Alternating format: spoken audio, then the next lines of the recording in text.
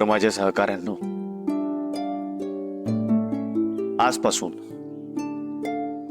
मी या कंपनीचा मालक किंवा तुमचा बॉस नाहीये. मीच काय, खोत घराण्यातल्या कोणाचाही आता गोदावरी फूड्सवर अधिकार नाहीये. गोदावरी फूड्स आता नलिनीच्या नावावर आहे. ती इथून पुढची गोदावरी फूड्सची मालकीण आणि तुमची बॉस असणार आहे. आज जी आपली कंपनी नावावर रूपाला आली आहे, त्यामागे तुमची मेहनत आहे, तुमचा प्रामाणिकपणा आहे.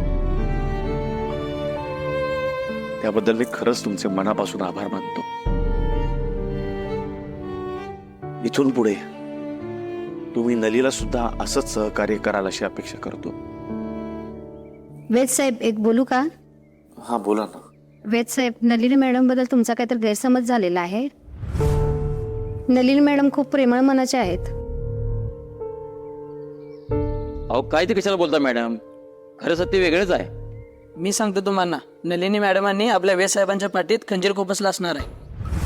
अहो असंच असतं, प्रेमाचं नाटक करायचं आणि घरात घुसून नंतर मग प्रॉपर्टी डल्ला मारायचा.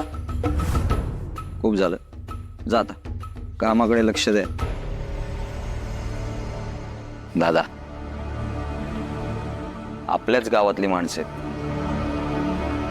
त्यामुळे त्यांना तर सगळं माहीत असणारच ना. मला काही समजत नाहीये यार. कारण दादा तू टेन्शन घेतोयस खूप, म्हणून तू टेन्शन नको घेऊस. मेंदू असा कोरा करकरीत झाला. काय होईल कसं होईल मला. दादा, मी आहे ना, लहान भाऊ आहे मी तुझा, आणि मी नेहमी तुझ्या बरोबर सावलीसारखा उभा राहणार आहे. त्यामुळे तू काळजी नको करूस.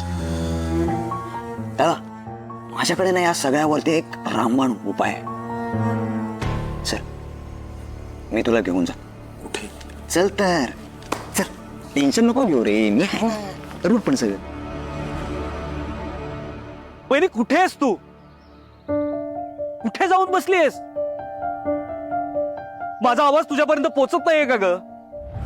अगं इतके दिवस येतोय तुझ्यासाठी,